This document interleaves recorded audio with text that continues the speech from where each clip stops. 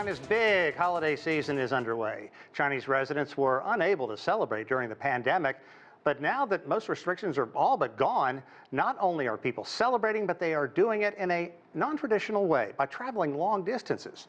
Dai Kai has more. I'm right now at a business district here in the Chinese capital, Beijing. This year we got an 8-day holiday, which is longer than usual.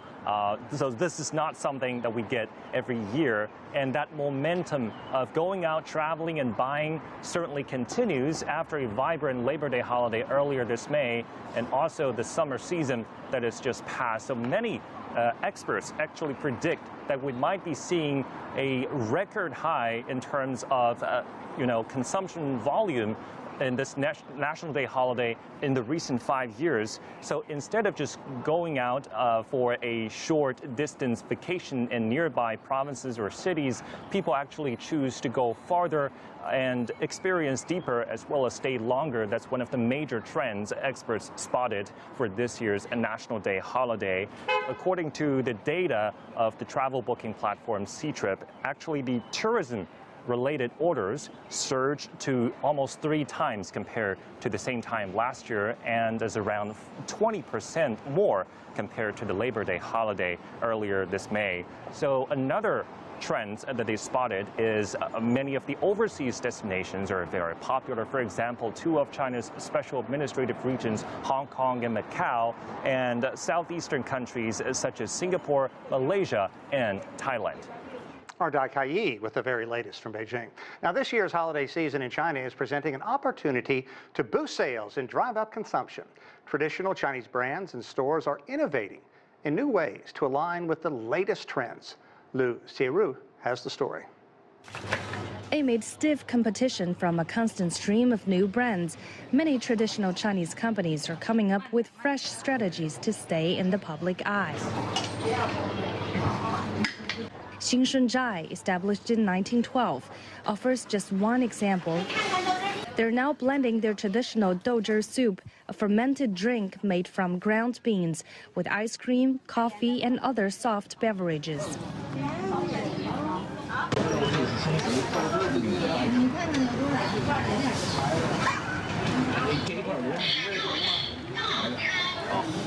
Towards the end of the bite, I feel a little aftertaste of it. Douzhi is known for its pungent taste, but many who try it find it addictive. The new combination has become a must-try for tourists visiting Beijing.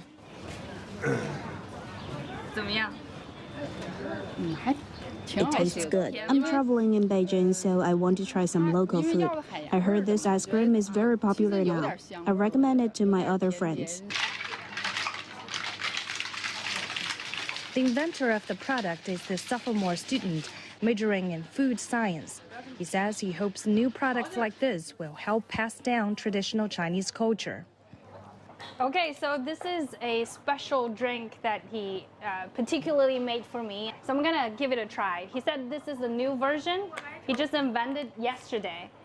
So...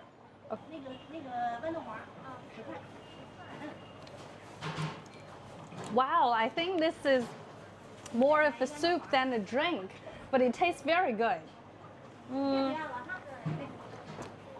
It's a mixture of the fermented drink, of ground beans, of course, and of lemongrass, and also lemonade, right? So how much will you cost for this? 22. 22. Many young people today have adopted the habit of drinking coffee, but they've lost the habit of drinking douzhi in the morning. So I was thinking, if I combine these 2 types of beans, maybe we could help revive the spirit of Beijingers. As the Chinese National Day holiday approaches, many local brands have come together to boost each other's sales. In live streaming sessions, shoe brands are selling shampoo products. Clothing brands are offering instant noodles. The fusion of offerings has won the heart of many patriotic consumers and those with fond memories of traditional brands. Lu Sirui, CGTN, Beijing. Okay, we're going to take a deeper dive into how consumption is factoring into this year's National Day holiday in China. Joining us from Beijing, Qu Qiang, the Assistant Director of the International Monetary Institute. Qu, thanks very much for coming out and talking with us. We just had a couple of stories on how people are spending their money. Besides travel, whether it's near or far, what else do you think people in China are going to be spending money on now that they have this 8-day holiday? Well, I think the concept of people spending in this holiday has been fundamentally changed. Well, within my memory, I've been seeing these things, well, for the first time, is that the people are more close to the nature. People want to travel around, experience the whole world. China is a very big country with, well, very, very huge diversity. So people want to celebrate that and embrace that. Well, if you take a look at the website of the air ticket and the train ticket, you will find everything is gone. Everything is out. So if you want to book a ticket, you find, no matter short distance or long distance, within the 7 days or even 8 days, there's nothing in there. So many people like me are stuck at home, nowhere to go, everywhere are people. So, and also another thing is that people want to celebrate their culture. If you go to the museum, well, this is actually not a very hot resort like 5 years ago or even 3 years ago. But now if you go to the museum, basically you will need 1 week before and to get the booking, and then you can get into the museum. And also, people's patriotism is actually been very, very high. Everywhere, if you go to the square or the city center for the flag raising ceremony, every day, not only the first day of the National Day, every day, you will see people, mountain people, people are there, even sleep over on the square to wait for the raise of flag. So this is actually very, very new. I was in China one time for that, and I actually witnessed people out there at dawn, getting up, watching the flag raising. I mean, to those who haven't seen it, this is something extremely patriotic and very celebratory. It's not just like they pull the flag up. It's quite something to see. Yes, yes. You will see not only the young people, but even the parents and the kids, or even the senior citizens. So they come slip over on the square just to wait for in the very early morning to see on the front line to see the flag raising. So I think this is very cheering, but also very interesting. Now, what about luxury items, luxury houses? How are those items faring right now? Because people, 1.4 billion people in the country have really been locked down in a way over the past 3 years, and now they have a chance to go out and spend and enjoy themselves and see family. Yes, yeah, well, I think this is actually a very important observation. I've been walking around with many shopping malls in the past 1 or 2 days. I find out that there's a splitting market in there. For example, for this quality versus performance and the price product, people love it. Many people are trying to do the shopping. And also for the luxury brand is also like that. You're going to see very, very long queue. SK Shopping Center, which is the most expensive shopping center in Beijing. Similar things happens in Shanghai and Shenzhen. People are chasing fervently about this luxury brand. But for the middle-level product, not very expensive, but not cheap, and well, they probably can have some cold vacation or shopping seasons in there. So I think the whole market or the niche market is splitting up further and further. So either you're going to have very affordable and quality brand, or you're going to have very luxury brand.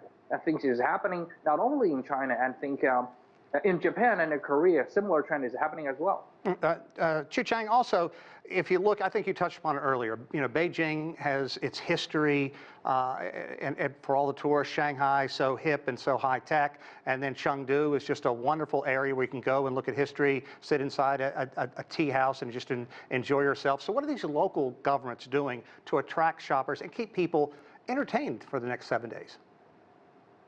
Well, I think the local government is doing a lot of jobs. I've been interviewing many of the friends and the co-workers in the government, and they've been telling us that they basically have no day off. Either they're on duty or they're having a on-call holiday, which means everything needs to run very smoothly. It's going to be their responsibility, and if any emergency happens, they need to be in there on site for the as soon as possible. So this is kind of very China thing. So basically, the civil servant has no day off, and they've been very inviting. If you travel around, you will find that many government departments are organizing the music festivals, firemen, and also shopping festivals and cuisine festivals.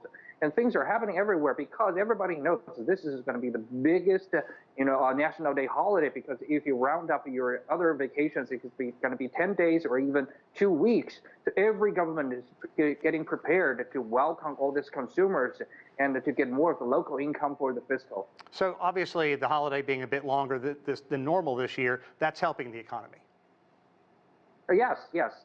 Within my memory, I've never seen such a huge foot traffic and the travel flow within this National Day holiday. And like I just described, many people were moving the other holidays, vacation days, just to round up like 10 days or even 2 weeks, so they can travel with their families. So we're looking at not comparing to 3 years before. If you compare this holiday to like 2019 or 2018, it's probably going to double size of the travel spending or the GDP happening within this 7-day holiday. Well, Qu Qiang, we cannot thank you enough, and I do hope you have some time to enjoy this holiday as well. I know you're working a lot, but thanks very much for your insight. Thank you as well.